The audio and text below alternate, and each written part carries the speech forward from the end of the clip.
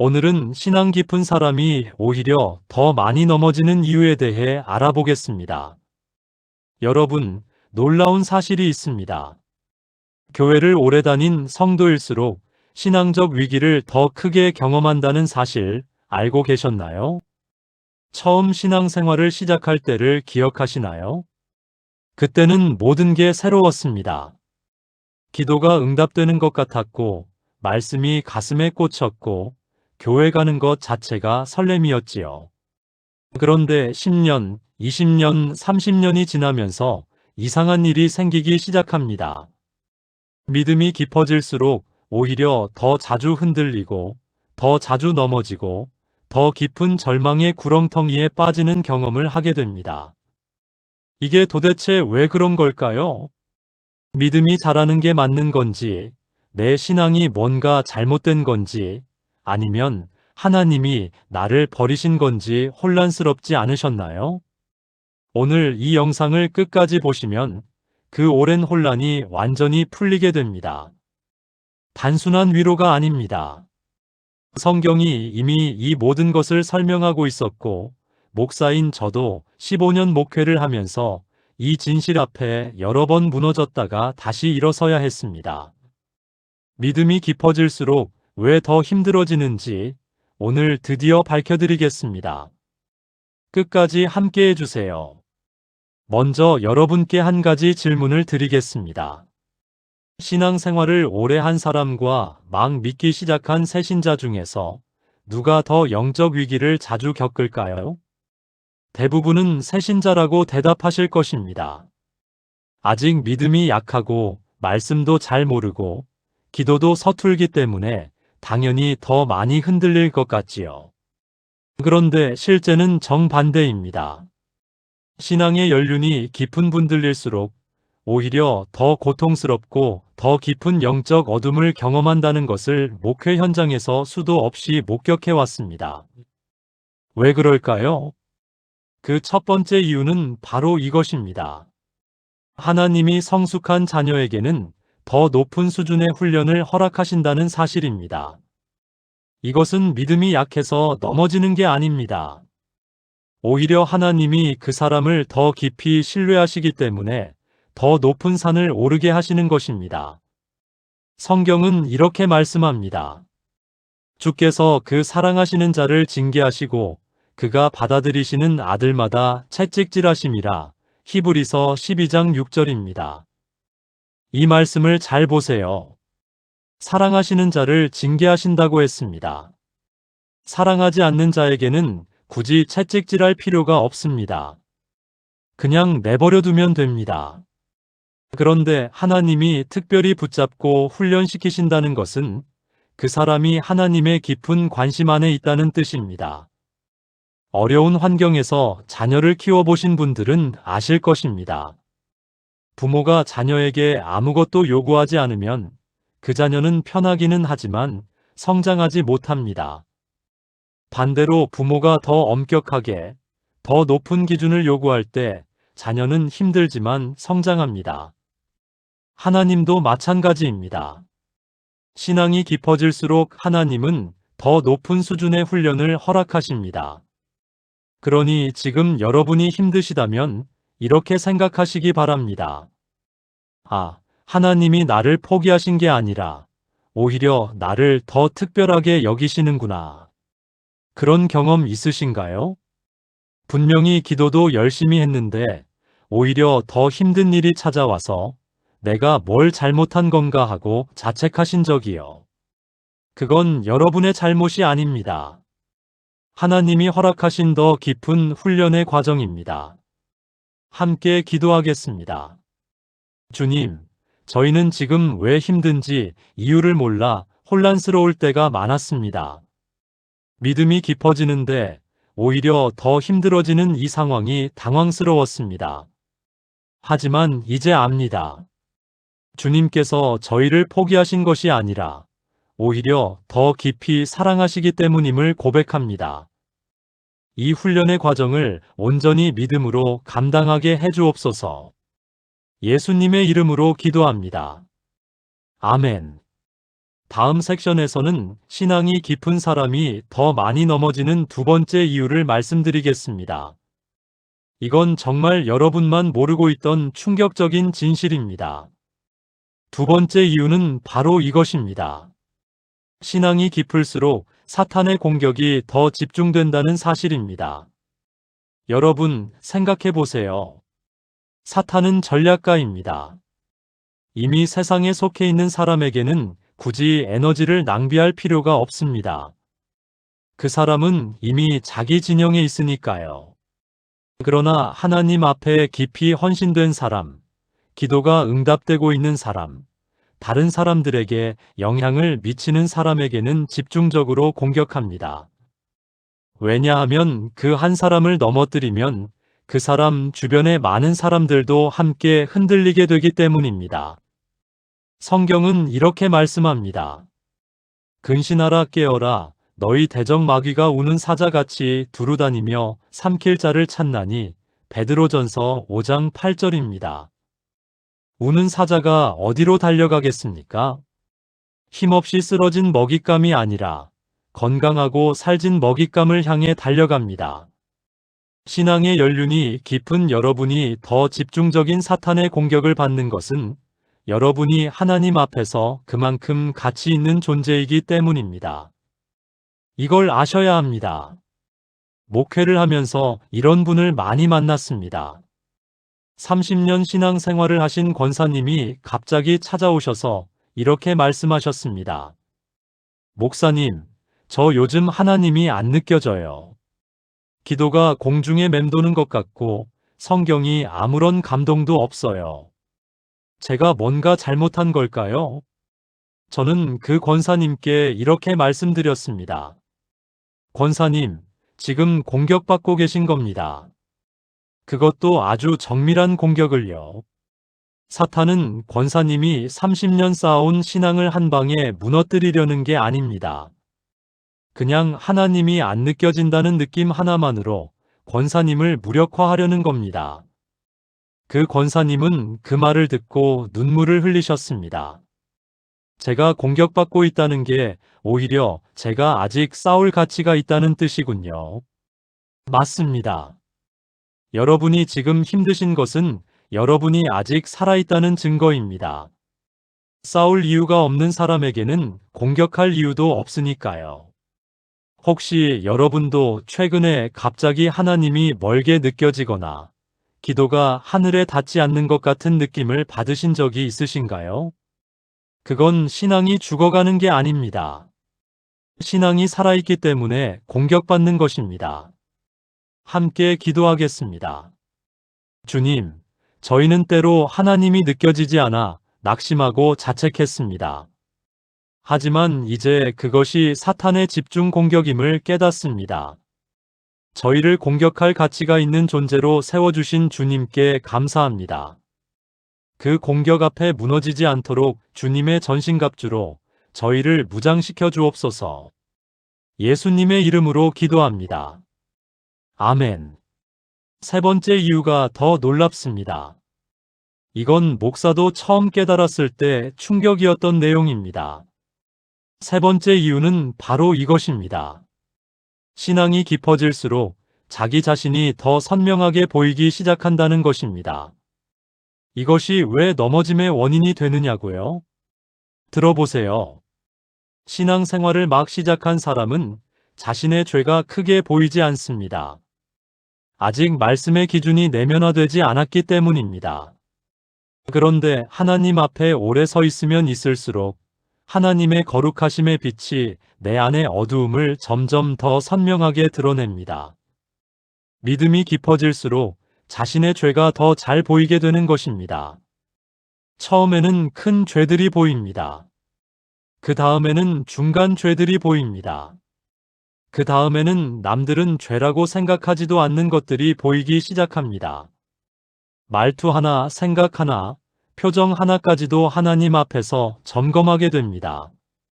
그러다 보니 신앙이 깊어질수록 오히려 나는 정말 부족한 사람이구나라는 탄식이 더 깊어지는 것입니다. 성경은 이렇게 말씀합니다. 만물보다 거짓되고 심히 부패한 것은 마음이라 누가 능히 이를 알리오마는 예레미야 17장 9절입니다. 사도 바울도 마찬가지였습니다. 그는 기독교를 박해하던 초기에는 자신이 율법에 있어서 흠이 없다고 생각했습니다. 그런데 그리스도를 만난 후 그는 자신을 죄인 중에 괴수라고 불렀습니다. 디모데전서 1장 15절입니다. 바울의 죄가 점점 더 많아진 걸까요? 아닙니다. 그의 눈이 더 밝아진 것입니다. 하나님의 빛 앞에서 더 선명하게 자신을 보게 된 것입니다.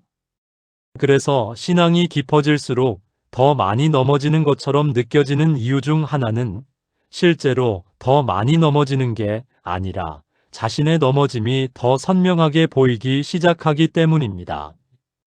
이것은 성장의 증거입니다.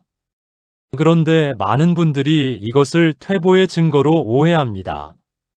나는 왜 이럴까? 신앙생활 이렇게 오래 했는데 아직도 이런 죄가 있어. 그런 탄식이 오히려 여러분이 성장하고 있다는 증거입니다. 자신의 죄가 보이지 않는 사람은 성장이 멈춘 사람입니다. 자신의 죄가 더 선명하게 보이기 시작했다면 그것은 하나님의 빛이 더 깊이 들어오기 시작했다는 증거입니다. 정말 그렇지 않나요? 함께 기도하겠습니다. 주님, 저희의 마음속 깊은 곳까지 주님의 빛으로 비추어 주시니 감사합니다. 그 빛 앞에서 드러나는 저희의 연약함과 죄성 앞에 겸손히 무릎을 꿇습니다.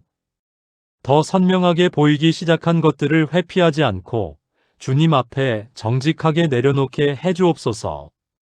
이 고통이 성장의 증거임을 잊지 않게 하옵소서. 예수님의 이름으로 기도합니다. 아멘. 아직 3가지밖에 말씀드리지 않았습니다. 4번째 이유부터는 더 핵심적인 내용들이 나옵니다. 4번째 이유입니다. 신앙이 깊어질수록 하나님의 침묵을 더 크게 경험하게 된다는 것입니다. 이것이 바로 많은 신앙 깊은 분들이 가장 힘들어하는 부분입니다. 여러분, 처음 신앙생활을 시작할 때를 생각해 보세요. 그때는 기도만 하면 뭔가 느껴졌습니다. 말씀을 읽으면 가슴이 뜨거워졌습니다. 예배 시간에 눈물이 흘렀습니다. 하나님이 살아계신다는 확신이 감각적으로 느껴졌습니다. 그런데 시간이 지나면서 그 감동이 사라지기 시작합니다. 기도해도 응답이 없는 것 같고, 말씀을 읽어도 예전 같은 감동이 없고, 예배에 참석해도 그냥 의무감으로 앉아 있는 것 같은 느낌. 이것을 신학적으로는 영적 건조기 또는 하나님의 침묵이라고 합니다. 그런데 이 침묵이 왜 신앙이 깊은 사람에게 더 크게 경험될까요? 처음에 하나님은 우리를 당기시기 위해 많은 감동과 은혜를 주십니다. 아이를 달래기 위해 사탕을 주는 것처럼요. 그런데 자녀가 성장하면 더 이상 사탕으로 달래지 않습니다. 이제는 감동이 없어도 느껴지지 않아도 하나님이 침묵하시는 것 같아도 믿음으로 걸어가기를 원하시는 것입니다. 성경은 이렇게 말씀합니다. 우리가 믿음으로 행하고 보는 것으로 행하지 아니함이로라. 고린도후서 5장 7절입니다. 느낌으로 행하는 신앙에서 믿음으로 행하는 신앙으로의 전환. 이것이 바로 성숙의 과정입니다. 그런데 이 전환의 시기가 너무나 고통스럽습니다. 느낌은 없어졌는데 믿음은 아직 그만큼 강해지지 않은 과도기에서 많은 분들이 내 신앙이 죽어가고 있다고 오해합니다. 한 집사님이 저에게 이런 말씀을 하셨습니다. 목사님, 저 예전에는 예배 때마다 울었는데 요즘은 눈물이 한 방울도 안 나요. 제가 굳어진 건가요? 하나님이 저를 버리신 건가요? 저는 이렇게 말씀드렸습니다. 집사님, 아기는 밥만 줘도 웁니다. 하지만 어른은 밥을 먹을 때 울지 않지요. 집사님이 예전처럼 쉽게 울지 않는 건 집사님이 더 이상 아기가 아니라는 뜻입니다. 하나님의 침묵은 하나님의 부재가 아닙니다. 하나님이 여러분을 더 성숙한 믿음으로 이끄시기 위한 훈련입니다. 혹시 여러분의 삶에도 이런 영적 건조기가 찾아온 적이 있으신가요? 그 시간이 버려진 시간이 아니었음을 이제는 아실 것입니다. 함께 기도하겠습니다. 주님, 저희는 주님의 침묵 앞에서 자주 무너졌습니다. 느껴지지 않는다고, 응답이 없는 것 같다고 낙심했습니다. 이제 그 침묵이 주님의 더 깊은 훈련임을 고백합니다. 느낌이 없을 때도, 감동이 없을 때도 오직 믿음으로 주님 앞에 서게 해주옵소서. 예수님의 이름으로 기도합니다. 아멘. 5번째 이유. 이건 지금까지 중에서 가장 많은 분들이 놓치고 있는 부분입니다. 5번째 이유입니다. 신앙이 깊어질수록 기대가 커지고 그 기대가 무너질 때 더 크게 쓰러진다는 것입니다. 여러분, 이것은 정말 중요한 이야기입니다. 처음 신앙생활을 시작할 때는 기대치가 그렇게 높지 않습니다. 하나님이 나를 도와주시면 좋겠다 정도의 막연한 기대이지요. 그런데 신앙생활을 오래 하면서 기도 응답을 경험하고 말씀 속에서 약속들을 발견하고 간증들을 듣게 되면서 기대치가 높아집니다. 나는 하나님의 자녀다. 하나님이 반드시 내 기도를 들으신다. 하나님은 내게 최선의 것을 주신다. 이것 자체는 맞는 믿음입니다. 그런데 문제는 그 기대가 내가 원하는 방식, 내가 원하는 시간표, 내가 원하는 결과와 결합될 때 발생합니다. 하나님은 반드시 내 자녀를 고쳐주실 것이다. 하나님은 이 사업을 반드시 회복시켜 주실 것이다. 하나님은 이 관계를 반드시 회복시켜 주실 것이다. 이런 강한 믿음으로 오래 기도했는데 그것이 내가 원하는 방식으로 이루어지지 않을 때 신앙이 깊을수록 그 충격은 더 큽니다. 왜요? 내가 이렇게 믿었는데 왜 안 되는 건가요? 나는 뭘 잘못한 건가요? 성경은 이렇게 말씀합니다. 이는 내 생각이 너희의 생각과 다르며 내 길은 너희의 길과 다름이니라. 여호와의 말씀이니라. 이사야 55장 8절입니다. 하나님의 방법은 우리의 방법과 다릅니다. 하나님의 시간표는 우리의 시간표와 다릅니다. 믿음은 내가 원하는 것을 하나님이 이루게 하는 도구가 아닙니다. 믿음은 하나님이 원하시는 것을 내가 받아들이는 능력입니다. 이 전환이 이루어지지 않은 상태에서 오래 신앙생활을 하다 보면 기대가 실망으로, 실망이 낙심으로, 낙심이 하나님이 내 기도를 듣지 않으신다는 왜곡된 결론으로 이어지게 됩니다. 엘리야가 이런 상태였습니다. 갈멜산에서 850명의 바알 선지자들과 싸워 이긴 후 그는 로뎀나무 아래에서 내 생명을 거두어 가소서라며 쓰러졌습니다. 열왕기상 19장 4절입니다. 가장 큰 승리 직후에 가장 깊은 절망에 빠진 것입니다. 신앙의 연륜이 깊은 분들 중에 바로 이 엘리야의 경험을 하고 계신 분들이 계실 것입니다. 가장 열심히 기도하고 가장 열심히 헌신했는데 오히려 더 깊은 어둠 속에 있는 것 같은 느낌. 그때 하나님은 엘리야에게 뭐라고 하셨습니까? 일어나 먹으라, 네가 갈 길이 머니라. 열왕기상 19장 7절입니다. 비난하지 않으셨습니다. 정죄하지 않으셨습니다. 그냥 먹이셨습니다. 그것이 하나님의 방식입니다. 함께 기도하겠습니다. 주님, 저희는 주님께 많은 것을 기대했습니다.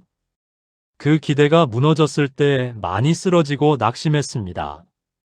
이제 저희의 믿음이 저희의 뜻을 이루는 도구가 아니라 주님의 뜻을 받아들이는 능력이 되게 해주옵소서.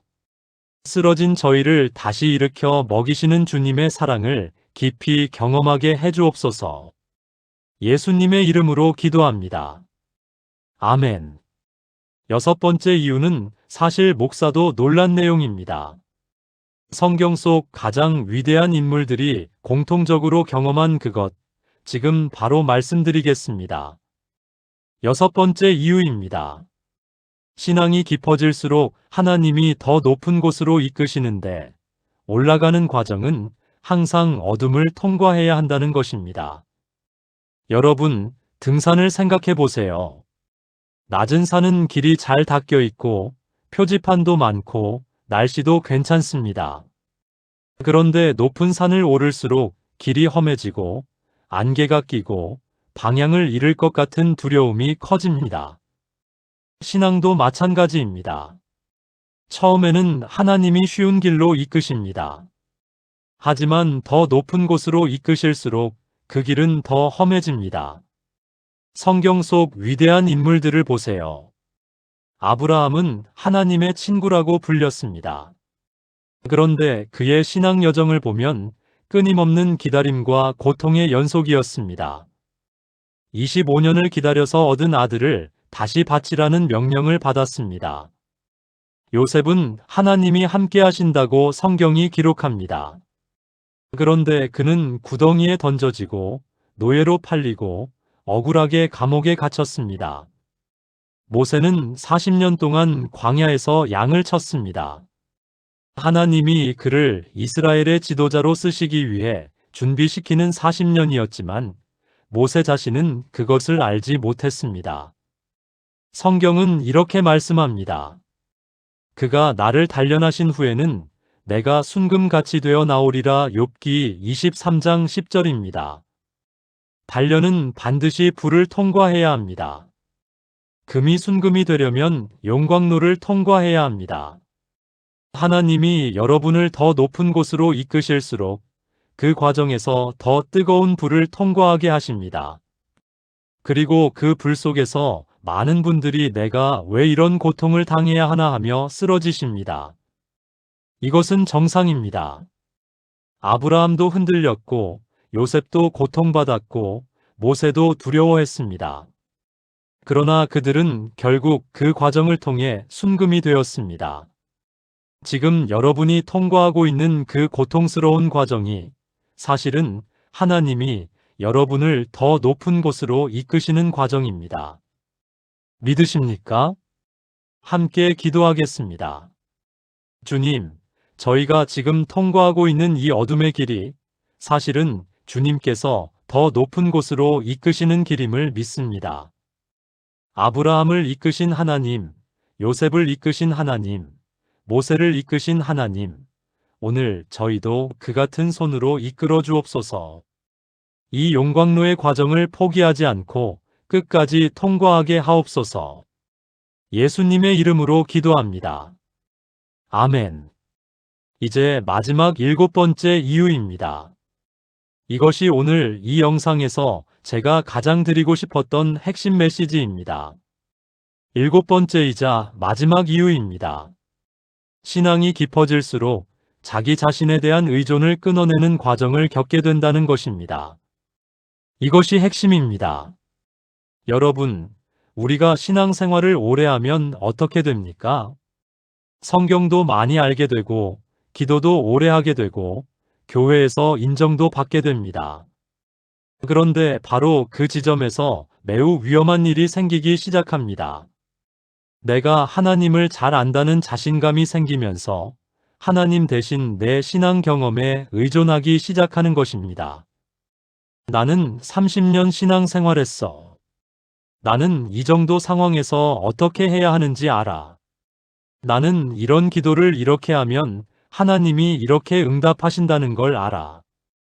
이 순간부터 하나님 대신 내 신앙 경험이 중심에 놓이기 시작합니다. 하나님은 이것을 허락하지 않으십니다. 그래서 그 자기 의존을 철저하게 무너뜨리는 과정을 허락하십니다.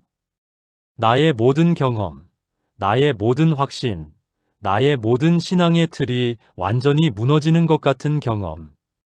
그것이 바로 신앙 깊은 분들이 가장 많이 넘어지는 진짜 이유입니다. 성경은 이렇게 말씀합니다. 너는 마음을 다하여 여호와를 신뢰하고 내 명철을 의지하지 말라. 잠언 3장 5절입니다. 내 명철을 의지하지 말라고 하십니다. 30년 신앙 경험에서 나온 내 명철도 하나님이 아닙니다. 사도 바울도 이 과정을 겪었습니다. 그는 고린도후서 1장 8절에서 이렇게 고백합니다. 우리가 아시아에서 당한 환난을 너희가 모르기를 원하지 아니하노니 힘에 겹도록 심한 고난을 당하여 살 소망까지 끊어지고. 그리고 9절에서 그 이유를 밝힙니다. 우리가 우리 자신을 의지하지 말고 오직 죽은 자를 다시 살리시는 하나님만 의지하게 하심이라. 왜 그 극한의 고난이 허락되었습니까? 자기 자신을 의지하는 것을 끊어내기 위해서입니다. 오직 하나님만 의지하게 하기 위해서입니다. 지금 여러분이 경험하고 있는 그 고통, 그 무너짐, 그 쓰러짐이 혹시 이 이유에서 비롯된 것은 아닌가요? 내 신앙 경험을, 내 기도 방법을, 내 성경 지식을 믿다가 하나님 자신을 잃어버린 것은 아닐까요? 하나님은 지금 말씀하십니다. 내 경험도, 내 지식도, 내 방법도 내려놓고 오직 나만 붙잡으라. 이것이 신앙 깊은 사람이 더 많이 넘어지는 가장 근본적인 이유입니다. 그리고 이것이 바로 가장 귀한 과정입니다. 자기 자신에 대한 마지막 의존까지 무너진 그 자리에서 진짜 믿음이 시작됩니다. 죽기 전에 꼭 한 번은 통과해야 하는 이 과정을 여러분은 지금 걷고 계신 것입니다. 함께 기도하겠습니다. 주님, 저희는 오랜 신앙생활 속에서 어느새 주님보다 저희의 경험을 더 믿고 있었습니다. 주님보다 저희의 방법을 더 신뢰하고 있었습니다. 그 자기 의존을 철저하게 무너뜨려 주시는 주님의 손길에 감사합니다. 이제 저희의 모든 경험과 지식과 방법을 내려놓고 오직 주님만 붙잡겠습니다. 예수님의 이름으로 기도합니다. 아멘. 이제 오늘 말씀드린 모든 내용을 담아 함께 기도하겠습니다. 두 손을 모아주세요. 주님, 저희는 믿음이 깊어질수록 왜 더 힘들어지는지 알지 못해 혼란스러웠습니다. 열심히 기도하고 말씀을 읽고 예배에 나왔는데 오히려 더 깊은 어둠 속에 있는 것 같아서 낙심하고 자책했습니다. 하지만 오늘 주님의 말씀 앞에서 깨닫습니다. 저희가 더 자주 넘어지는 것은 주님께서 저희를 더 사랑하시기 때문임을 고백합니다. 사랑하시는 자를 징계하시는 주님의 손길이 저희를 향해 있음에 감사합니다. 저희가 더 많이 공격받는 것은 저희가 주님 앞에서 아직 살아있기 때문임을 고백합니다. 사탄의 집중 공격을 받을 가치가 있는 존재로 세워주신 주님께 감사합니다. 저희 안에 더 선명하게 보이기 시작한 죄와 연약함 앞에 겸손히 무릎을 꿇습니다. 그 빛이 주님의 더 깊은 임재의 증거임을 받아들입니다. 주님의 침묵 앞에서 무너지지 않겠습니다. 느낌이 없을 때도 감동이 없을 때도 오직 믿음으로 주님 앞에 서겠습니다. 저희의 기대가 무너질 때마다 저희를 먹이시고 일으키시는 주님의 손길을 기억하겠습니다. 지금 저희가 통과하고 있는 이 어둠의 길이 더 높은 곳을 향한 길임을 믿습니다. 용광로를 통과한 순금처럼 이 과정을 통해 더 정결해지게 해주옵소서. 마지막으로 주님, 저희의 모든 경험과 지식과 방법을 내려놓겠습니다. 오직 주님만 의지하는 진짜 믿음을 저희 안에 세워주옵소서. 쓰러질 때마다 일으키시고 어두울 때마다 빛을 주시고 침묵하실 때도 함께 하시는 주님을 찬양합니다. 이 모든 과정이 저희를 향한 주님의 가장 깊은 사랑의 표현임을 고백하며 감사합니다. 예수님의 이름으로 기도합니다. 아멘. 여러분, 오늘 이 영상을 여기까지 함께 해주셨습니다. 오늘 말씀드린 7가지를 기억해 주세요. 하나님이 성숙한 자녀에게는 더 높은 수준의 훈련을 허락하십니다. 신앙이 깊을수록 사탄의 공격이 더 집중됩니다. 신앙이 깊어질수록 자기 자신이 더 선명하게 보이기 시작합니다. 신앙이 깊어질수록 하나님의 침묵을 더 크게 경험하게 됩니다. 신앙이 깊어질수록 기대가 커지고 그 기대가 무너질 때 더 크게 쓰러집니다. 신앙이 깊어질수록 하나님이 더 높은 곳으로 이끄시는데 그 길은 반드시 어둠을 통과합니다. 그리고 가장 핵심인 7번째, 신앙이 깊어질수록 자기 자신에 대한 의존을 끊어내는 과정을 겪게 됩니다. 이 7가지 이유 중에서 지금 여러분의 상황과 맞아떨어지는 것이 있으신가요? 그것이 하나님이 여러분에게 지금 하시는 일입니다.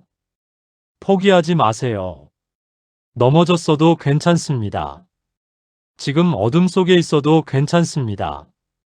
하나님은 쓰러진 여러분을 버리지 않으십니다. 오히려 그 자리로 찾아오셔서 먹이시고 일으키시고 다시 길을 보여주십니다. 여러분의 신앙 여정은 아직 끝나지 않았습니다. 이 고통의 과정을 통과한 후에 여러분이 어떤 사람이 될지 하나님은 이미 알고 계십니다. 그리고 그것이 정말 아름다운 모습임을 하나님은 기대하고 계십니다. 다음 영상에서는 하나님이 왜 기도응답을 미루시는가에 대해 말씀드리겠습니다. 기도응답이 늦어질 때 우리가 오해하는 것들, 그리고 하나님이 실제로 그 시간에 하시는 일을 성경을 통해 함께 확인하겠습니다. 이 영상이 여러분에게 도움이 되셨다면 지금 바로 구독 버튼을 눌러주세요. 구독 버튼 옆에 있는 종 모양 알림 버튼도 반드시 눌러주세요. 새 영상이 올라올 때마다 바로 알림을 받으실 수 있습니다. 좋아요 버튼도 눌러주세요. 여러분의 좋아요 하나가 이 말씀이 더 많은 분들에게 전달되는데 큰 힘이 됩니다. 지금 이 영상을 보시면서 이거나 얘기다 싶으셨다면 댓글에 아멘 한 글자만 남겨주세요. 그 댓글이 지금 같은 상황에서 힘들어하는 다른 분들에게 위로가 됩니다. 그리고 지금 이 어둠의 과정을 함께 걷고 있는 지인이 계시다면 이 영상을 꼭 공유해 주세요. 말로 위로하기 어려울 때 이 영상 하나가 그분의 신앙을 붙잡아 드릴 수 있을 것입니다. 오늘도 이 자리까지 함께 해주신 여러분 한 분 한 분을 진심으로 축복합니다. 지금 힘드시더라도, 지금 어두우시더라도, 지금 쓰러져 있으시더라도 하나님은 여러분을 포기하지 않으셨습니다. 그 사실 하나만 붙잡고 오늘 하루를 걸어가시기 바랍니다. 하나님의 사랑이 여러분과 함께 하시기를 축복합니다.